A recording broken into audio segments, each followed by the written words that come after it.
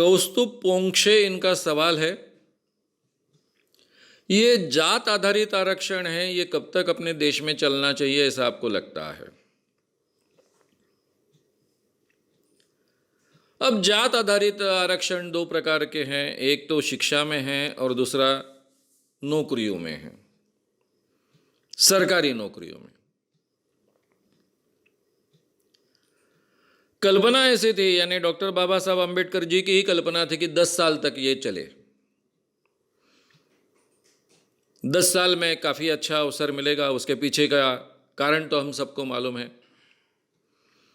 कि कोई भी क्षेत्र में अगर स्पर्धा करनी है तो दो बराबरी के लोग होने चाहिए।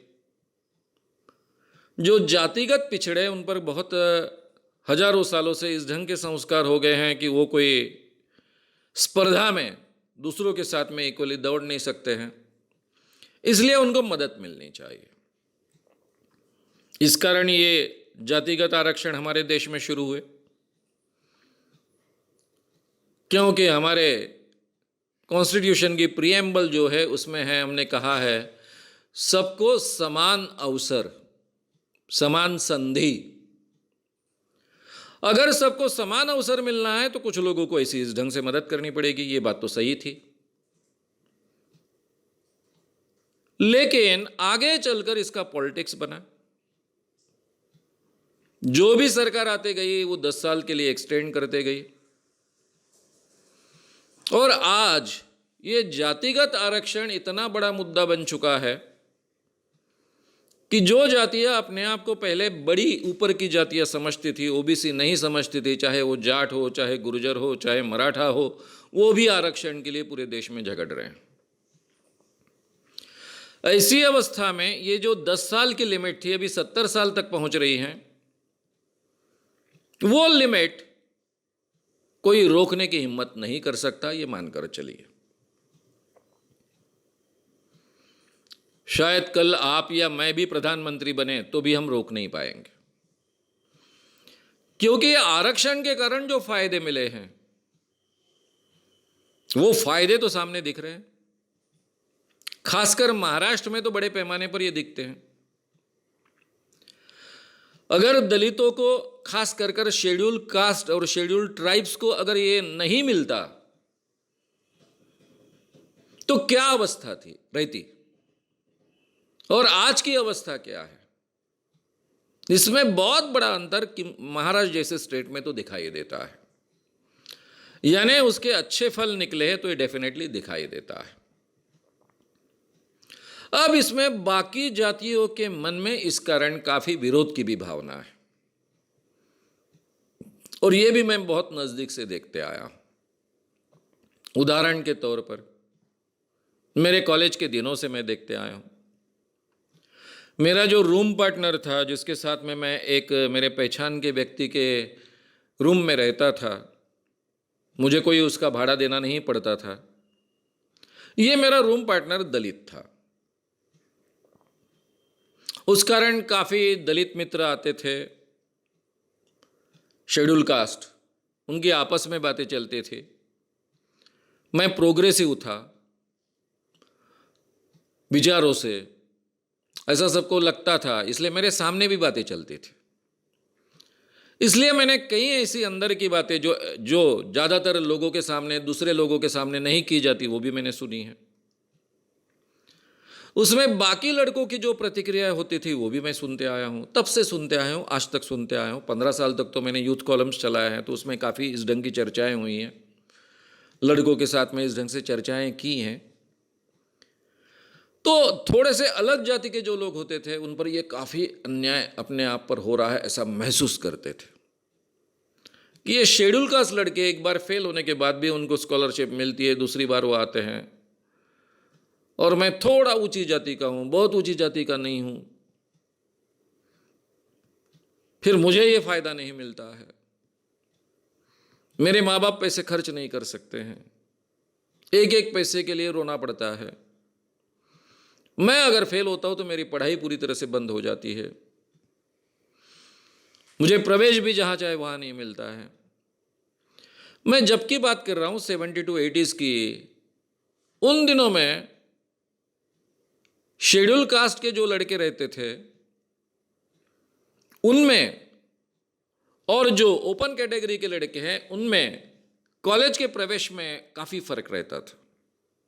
जैसे मेडिकल कॉलेजेस है, केवल गवर्नमेंट मेडिकल कॉलेजेस थे, तब अकेला केवल सेवाग्राम मेडिकल कॉलेज पहला प्राइवेट कॉलेज खुला था, वो भी पूरे देश से लड़के आते थे। बाकी केवल गवर्नमेंट कॉलेजेस थे, इंजीनियरिंग कॉलेज भी केवल गवर्नमेंट कॉलेजेस थे। वहाँ प्रवेश पाने के लिए लिमिटेड सीट्स है, बहुत बड़ी स्पर्धा है। उस स्पर्धा में जो ओपन कैटेगरी के लोग रहते थे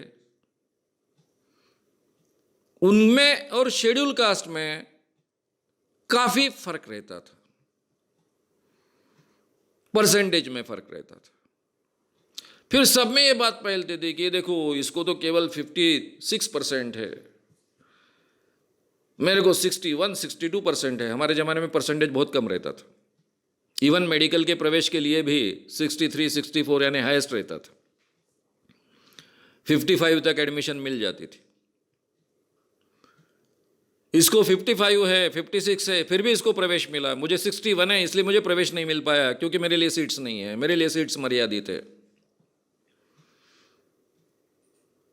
तो इस कारण काफ़ी द्वेष।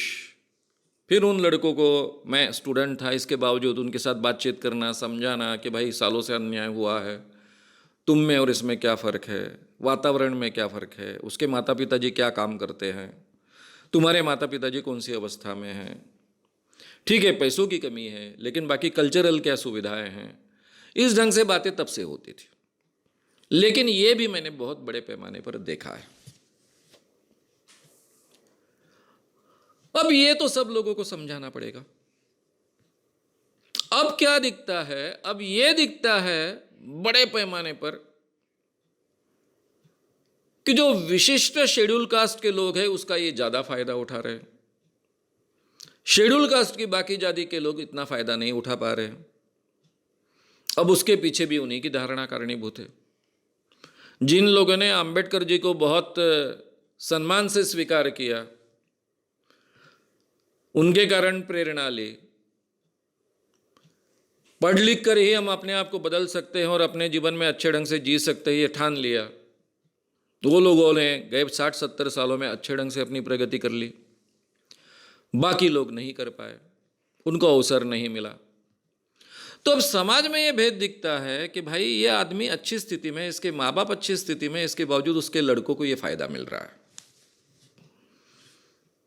अब उसमें क्रीमी लेयर वगैरह वगैरह ऐसी बातें हमने लाई है, लेकिन वो पूरे अच्छे ढंग से अमल में नहीं आती है।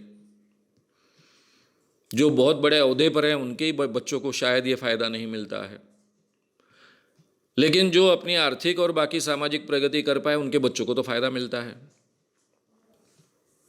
तो फिर उस कारण और ज्यादा असंतोष निर्माण हो रहा है। तो पहली बात तो यह है कि ये रिजर्वेशंस को तो कोई बंद नहीं कर पाएगा, पॉलिटिकल क्षमता ये किसी में है नहीं, इसलिए वो बंद करने भी नहीं चाहिए और हो भी नहीं सकते।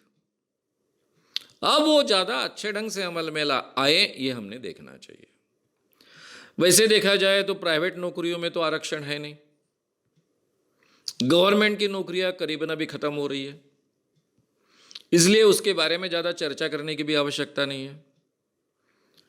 बीच में नितिन गडकरी जी ने भी मराठा आंदोलन के जो मोर्चे निकल रहे थे तब ये बात कही थी कि भाई आप क्या डिमांड कर रहे हो, कहाँ नौकरियां है, सरकार की तो नौकरी अब करीबन खत्म हो गई है, फिर भी आप आरक्षण के लिए इतना झगड़ रहे हो, उससे क्या मिलने वाला है, ऐसा उन्होंने जाहिर तरीके से बोला था, जबकि वो केंद्रीय मंत्री हैं। तो ये हम सब जानते हैं कि सरकारी नौकरियों में तो कोई ज्यादा गुंजाइश नहीं है। रहा शैक्षणिक क्षेत्र में प्रवेश की बात, तो वहां जहां पहले इतना डिफरेंस रहता था उतना डिफरेंस आजकल बचा नहीं है। Schedule caste, schedule tribe, OBC, इनकी एडमिशन जहां खत्म होती है और ओपन कैटेगरीज में बहुत ज्यादा अंतर रहा नहीं है। फिर जो भी अंतर रहा उस कारण भी काफ़ी बच्चे नाराज होना स्वाभाविक है, क्योंकि इससे मुझे ज़्यादा मार्क है फिर भी मुझे प्रवेश नहीं मिला, चाहे 1% का फर्क हो। ये तो बात होती है, मुझ पर अन्याय हुआ ऐसा उनको लगता है। तो अभी बहुत ही अच्छे ढंग से कि जिनके घर की एक पीढ़ी कम से कम पढ़ लिख गई है, नौकरी पा गई है, उनके बच्चों को यह आरक्षण नहीं मिलेगा, ऐसी व्यवस्था हमको करनी होगी। तो फिर शायद ये जो विरोध है, जिस कारण एक जातिगत खाई निर्माण होती है हमारे समाज में, उसका प्रमाण एकदम कम होगा, बाकी लोगों को समझाना आसान होगा और बाकी लोगों को स्वीकारना भी आसान होगा। फिर दूसरा जो तरीका हमारी नई सरकार अमल में लाना चाहती है कि जिनकी आर्थिक अवस्था बहुत ही बुरी है उनको भी आरक्षण का फायदा मिले, तो इसका तो मैं पहले से बहुत समर्थक हूं, क्योंकि मैं जानता हूं कि ऊंची जाति के कोई भी लोग इसमें बैठते नहीं हैं। अब ठीक है, हमने जो आर्थिक गरीबी की व्याख्या की है वो गलत की है, वो सटीक करनी चाहिए। सही माने में जिनको गरीब माना जाता है, हमारे गरीब की व्याख्या क्या है, हमारे देश में नहीं पूरे दुनिया में वर्ल्ड हेल्थ ऑर्गेनाइजेशन ने तय की पूरे दुनिया के लिए। जो अमेरिकी डॉलर 1.25 एक दिन में पर डे कमाता है वो दरिद्रता सीमा रेखा के नीचे है, और जो $2 कमाता है पर डे वो गरीब है। वैसे 69% लोग हमारे देश में हैं उस व्याख्या के अनुसार। तो हमने कम से कम गरीबी की जो रेखा है, $2 जो पर डे कमाता है, यानी महीने में $60 कमाता है, यह हिसाब लगाना चाहिए गरीबी का और उनको यह फायदा देना चाहिए। अगर उनको यह फायदा देते हैं तो यह सवाल ही हल हो जाएगा, क्योंकि इसमें मैक्सिमम जो लोग आएंगे वो सभी अदर कास्ट के लोग आ जाएंगे, यानी शेड्यूल कास्ट भी आएंगे, शेड्यूल ट्राइब भी आएंगे, उनको उधर ऑलरेडी रिजर्वेशन मिलेगा, ओबीसी आएंगे, और ऊंची जाति के लोग तो इसमें बैठेंगे नहीं इतने कम पैसे में जीने वाले में। तो फिर जो भी जातियां बची हैं आरक्षण से वो सब इसमें कवर हो जाएगी। अभी हमने ऊंची जाति के जो लड़के होते हैं जिन पर इतने सालों से अन्याय होता आया है, इसलिए हमारा आर्थिक दायरा बहुत बढ़ा दिया है, वो भी अगर कम किया जाए और जिनको जातिगत आरक्षण ऑलरेडी दिया जा रहा है वो कायम रखे तो उससे कुछ बिगड़ने वाला नहीं है। हालांकि सही माने में देखा जाए तो इस देश में शिक्षा के लिए खर्चा करने की, किसी को अपने माँ बाप को अपने बेटों के बेटियों के शिक्षा के लिए खर्चा करने की आवश्यकता ही नहीं रहनी चाहिए।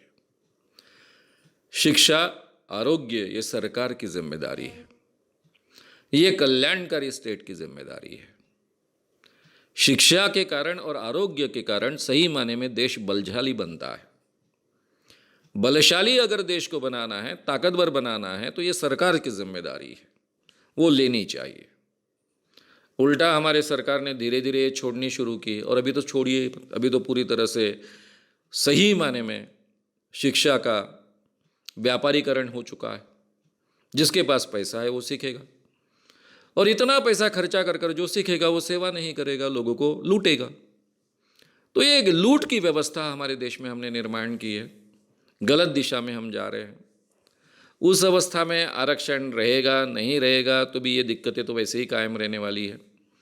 शिक्षा के बारे में हमको पुनर्विचार करना पड़ेगा। नौकरियां सरकारी ज़्यादा निर्माण करना असंभव है, लेकिन सरकारी तंत्र तो चलता रहेगा। अभी तो हमने पूरा देश ही बेचना शुरू कर दिया है, क्योंकि समाजवादी ये शब्द अभी तक हमारे कॉन्स्टिट्यूशन में कायम है, लेकिन हमने समाजवाद को तो छुट्टी दे दी है, अधिकृत छुट्टी दी है। अभी तक कायम है हमारे कॉन्स्टिट्यूशन में, लेकिन उस शब्द को कोई मतलब नहीं बचा है। हमारे प्रीएम्बल में भी समाजवादी शब्द है, बाद में डाला गया, 1973 में शायद वो डाला गया, लेकिन इसके बावजूद वो कायम है अभी तक। लेकिन हमने समाजवाद को तो छोड़ दिया है। तो इसलिए हमें एजुकेशन के बारे में पुनर्विचार करना पड़ेगा।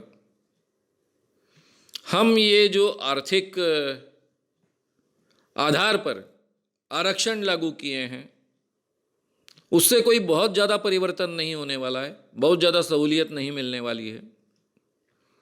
इसलिए जातिगत आरक्षण भी कायम रहे और ये आर्थिक आरक्षण की मर्यादा गरीबी स्तर तक लाए, तो बाकी सभी जातियाँ जो कल्चरली पिछड़ी हैं वो सब उसमें अपने आप कवर हो जाती है और ये प्रॉब्लम हल हो जाता है।